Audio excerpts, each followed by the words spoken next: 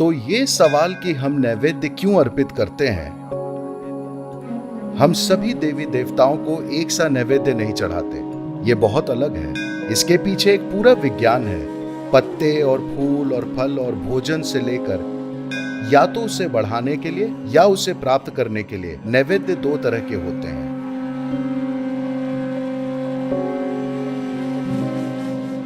क्योंकि वे खाना चाहते हैं।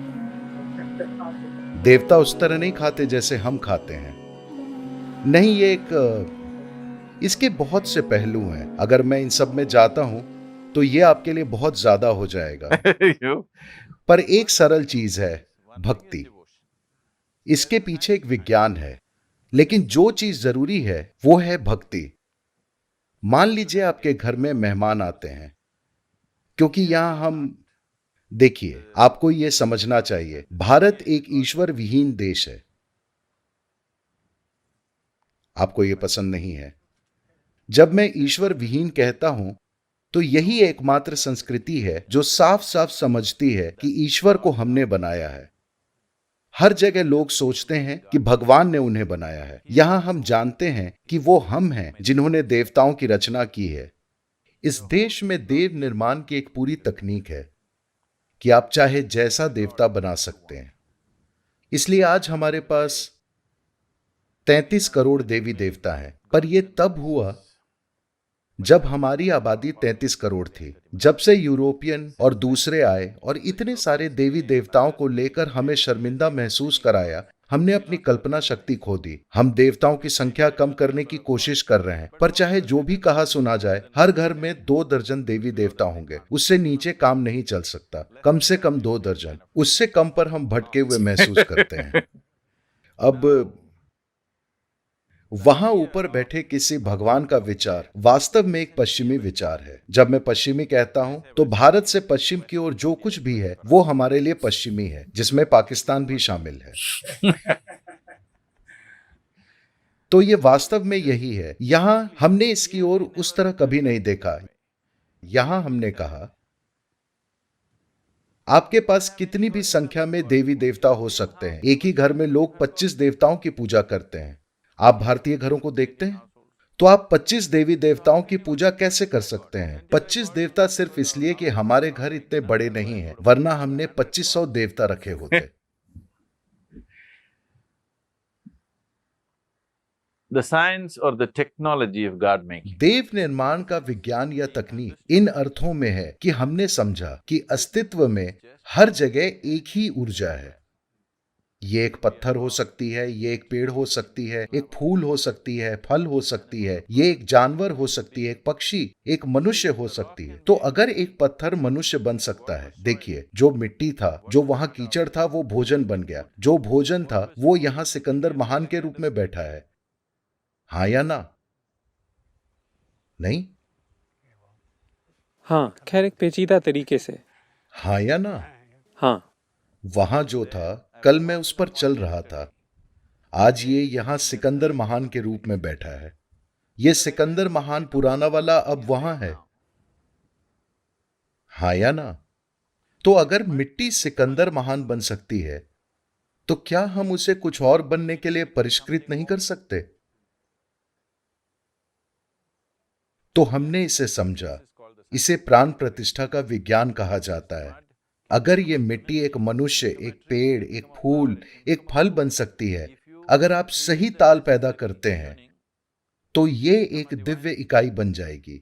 ये एक दिव्य उपस्थिति बन जाएगी। यही प्राण प्रतिष्ठा का पूरा विज्ञान है। इसलिए लोगों ने अलग अलग तरह के देवी देवता बनाना शुरू कर दिया, विभिन्न उद्देश्यों के लिए विभिन्न तरह के देवी देवता। ये सिर्फ विश्वास प्रणाली नहीं है।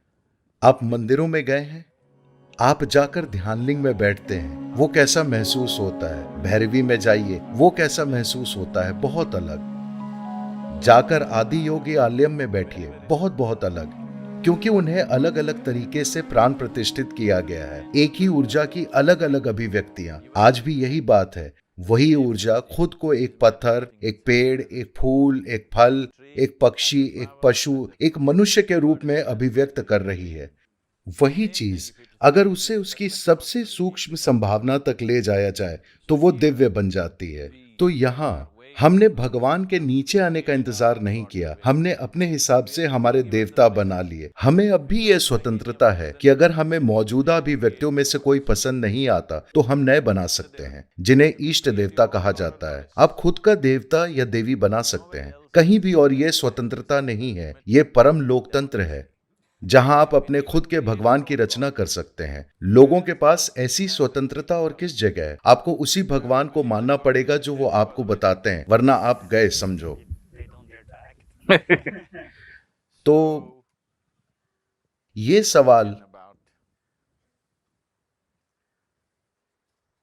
कि हम नैवेद्य क्यों अर्पित करते हैं, हम सभी देवी देवताओं को एक सा नैवेद्य नहीं चढ़ाते, ये बहुत अलग है। वो ऊर्जा जो उन्हें चाहिए, हम वही उन्हें अर्पित करते हैं।